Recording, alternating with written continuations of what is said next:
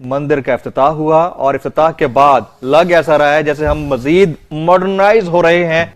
मोदी साहब यूएई में घुस गया, सऊदी अरेबिया में घुस गया, वहाँ से उन्होंने हाईएस्ट अवार्ड ले लिया, नेशनल अवार्ड ले लिया। वहाँ पे वो उनको जब भी आप जाते हैं तो देख लें कि वहाँ पे उन्होंने अपना सबसे बड़ा मंदिर बना लिया। हिंदुस्तान आगे गया, उन्होंने वो स्पेस जो मुस्लिम ममालिक में किसी वक्त हमारे पास थी वो स्पेस और हमारा सिक्का चलता था, हमारी बात सुनी जाती थी, आज वो चीज नहीं है। बड़ा इंप्रेस है इस कल्चर से जी, बहुत आसानी से उसको बड़ा, हमारे यहाँ भी बड़ा रंगीन, होली देखो उनकी, दिवाली देखो उनकी, क्या कल्चरल। अहम खबर देंगे आपको, मुल्क में डॉलर की बढ़ते कदर के मनफी असरात, कराची में दवाओं का मसनूई बहरान शिद्दत इख्तियार करने लगा। नॉट जस्ट दैट, आटे की कीमतों के अंदर, चीनी की कीमतों के अंदर भी बेशबहा इजाफा होता हुआ नजर आ रहा है। हिंदुस्तान की ये जो इकोनॉमिक पावर है, हिंदुस्तान का जो एक जो सॉफ्ट जो पावर है वो उसको ग्लॉस ओवर कर देती है, और ये सारी चीजें जो है वो हिंदुस्तान को एक ग्लोबल जो स्टेज है उस पे एक बड़ा प्लेयर बना देती है।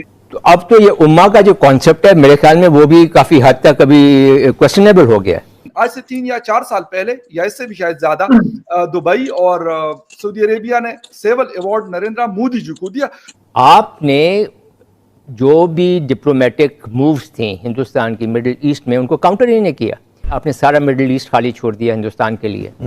मोदी साहब यूएई में घुस गया, सऊदी अरेबिया में घुस गया, वहाँ से उन्होंने हाईएस्ट अवार्ड ले लिया, नेशनल अवार्ड ले लिया। वहाँ पे वो उनको जब भी आप जाते हैं तो देख लें कि वहाँ पे उन्होंने अपना सबसे बड़ा मंदिर बना लिया।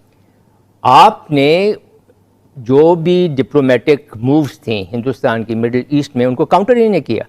जब आपकी अपनी प्रेजेंस वहाँ पे नहीं है और आपने खुला मैदान एक छोड़ दिया, एक वैक्यूम क्रिएट कर दिया हिंदुस्तान के लिए, तो वो उसका एंड रिजल्ट है कि आज जब कश्मीर पे आपको ज़रूरत है उनकी सपोर्ट की, तो आप देख लें किस किस्म की सपोर्ट आपके पास आई है। तो अब तो ये उम्मा का जो कॉन्सेप्ट है मेरे ख्याल में वो भी काफ़ी हद तक अभी क्वेश्चनेबल हो गया है, और अब बात बहुत ज़्यादा मटीरियलिस्टिक होती जा रही है और तमाम ममालिक जो हैं वो अपने अपने नेशनल इंटरेस्ट की तरफ जा रहे हैं। इसी तरह से जब आप जाते हैं यूएन के अंदर, जैसे आपने बात की कि डिप्लोमेट्स यही काम करते हैं, डिप्लोमेट्स काम करते हैं, they implement the governments policy. आपकी ये बात और मेरे ख्याल में हम ये सारे लोग सुमित जी हमसे मेरे ख्याल इस पे एग्री होंगे कि लोग ये मानते हैं कि हिंदुस्तान आगे गया, उन्होंने वो स्पेस जो मुस्लिम ममालिक में किसी वक्त हमारे पास थी वो स्पेस और हमारा सिक्का चलता था, हमारी बात सुनी जाती थी, आज वो चीज नहीं है। ठीक है, उन्होंने अभी 2 दिन पहले जनरल कमर जावेद बाजवा साहब को एक बहुत बड़ा अवार्ड दिया है, लेकिन आज से 3 या 4 साल पहले या इससे भी शायद ज्यादा दुबई और सऊदी अरेबिया ने सिविल अवार्ड नरेंद्र मोदी जी को दिया। तो मेरे ख्याल ये बात जो मेहर भाई है हमारे, उनसे मैं बिल्कुल एग्री करता हूँ कि उन लोगों ने इस पे काम किया और वो स्पेस उन्होंने हमसे लेके हमें साइड पे किया।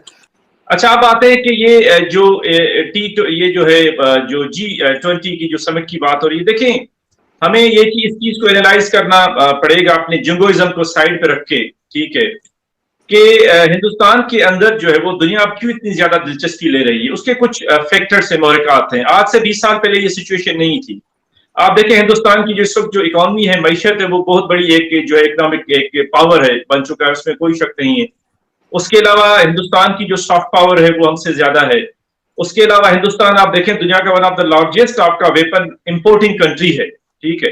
ये जो सारी चीजें ये वेस्टर्न कंट्रीज को अट्रैक्ट करती हैं, तो जाहिर बात है ये चीज हिंदुस्तान को एक जो डिप्लोमेटिक जिसे आप क्लाउड कहते हैं, या आप उसे ग्लोबल एक लिवरेज एक मिल जाता है हिंदुस्तान को, कि हिंदुस्तान की बात फिर ज्यादा सुनी जाती है इंटरनेशनल कम्युनिटी के अंदर, डिस्पाइट द फैक्ट कि दुनिया हिंदुस्तान की जो ह्यूमन राइट्स वायलेशंस हैं कश्मीर, उसको भी वक्तन फवक्तन उसको भी हाईलाइट करती है। आपने देखा है कि यूनाइटेड नेशन के प्लेटफॉर्म से या ईयू के प्लेटफॉर्म से उस पर काफी जो है ना रिजर्वेशंस या ऑब्जर्वेशंस आती हैं जो कश्मीर के अंदर जो सिचुएशन है। लेकिन हिंदुस्तान की ये जो इकोनॉमिक पावर है, हिंदुस्तान का जो एक जो सॉफ्ट जो पावर है वो उसको ग्लॉस ओवर कर देती है, और ये सारी चीजें जो है वो हिंदुस्तान को एक ग्लोबल जो स्टेज है उस पे एक बड़ा प्लेयर बना देती है, जिसकी वजह से फिर हिंदुस्तान अपने उस लेवरेज को, उस डिप्लोमेटिक क्लाउड को यूज करके ये सारी चीजें कर पाता है। तो ये एक जो है वो उसकी वजह है। आप देखेंगे मोदी के आने के बाद उसकी जो आउटरीच है, स्पेशली आपके जो मुस्लिम कंट्रीज हैं, गल्फ कंट्रीज हैं, जो कभी पाकिस्तान के साथ बहुत ज्यादा क्लोज उनके रिलेशंस होते थे, अभी भी हैं, लेकिन हिंदुस्तान ने वहां पे बहुत ज्यादा अपना फुटप्रिंट जो है ना वो एस्टेब्लिश कर लिया है, जो पहले आपको इतना ज्यादा नजर नहीं आता था। बिल्कुल। क्यों? क्योंकि अभी आजकल की जो 21वीं सदी है फकीर, ये जियो इकोनॉमी की सेंचुरी है। 21वीं जो सदी है, इस पे नेशंस एक दूसरे में देख रही है कि इकोनॉमिक इंटरेस्ट क्या है। आप देखें कि सबसे ज्यादा इंडियंस आपके सऊदी अरब में है, जो गल्फ कंट्रीज है वहां पे, दुबई में उनकी ज्यादा इन्वेस्टमेंट है। इंडिया जो है ना सऊदी अरब का एक बहुत बड़ा क्लाइंट है, जो है वो एनर्जी का, तो जाहिर बात है उनको वो अच्छे लगेंगे। तो ये एक बहुत बड़ा फैक्टर है जियो इकोनॉमी का, और उस जियो इकोनॉमी का जो कॉन्टेक्स्ट है उसमें हिंदुस्तान ज्यादा फिट आता है कंपेयर टू पाकिस्तान। यही हिंदुस्तान था 20-30 साल पहले, उसको कहा जाता था हिंदू रेट ऑफ ग्रोथ। इतनी ज्यादा हिंदुस्तान की जो इकोनॉमिक जो ग्रोथ थी वो बहुत ज्यादा स्लो होती थी एशिया के अंदर या साउथ एशिया के अंदर, लेकिन अनफॉर्चुनेटली हम पीछे होते गए। सुमित जी, एक तो ये बात करेंगे कि अभी जो G7 समिट हुआ वहां पे $600 बिलियन के हवाले से एक फंड बनाया जा रहा है, और ये कह रहे हैं कि ये जो जिस तरह का बेल्ट एंड रोड इनिशिएटिव है चाइना का, उसको काउंटर करने के लिए ये सारा कुछ किया जा रहा है। पहले मतलब अगर हम लास्ट 6 मंथ के मुख्तलिफ किस्म की समिट्स की बात कर लें, वहां पे जहां पे अमेरिका भी था तकरीबन मोस्ट ऑफ द टाइम, और हिंदुस्तान भी होता है, तो वहां पे एक पॉइंट बड़ा कॉमन है कि चाइना को एक्सक्लूड करने के लिए कोई बात होती है, वो क्वाड समिट हो, वो कोई मतलब और ऐसी बातचीत हो, ये चीज लाजमी होती है। यहाँ पे भी ये वाली बात हमें नजर आ रही है कि $600 अरब को इसीलिए इकट्ठा फंड बनाया जा रहा है कि चाइना को साइड पे किया जाए, और जहां जहां पे वो अपना मतलब इन्फ्लुएंस चाहता है उसको कम किया जा सके।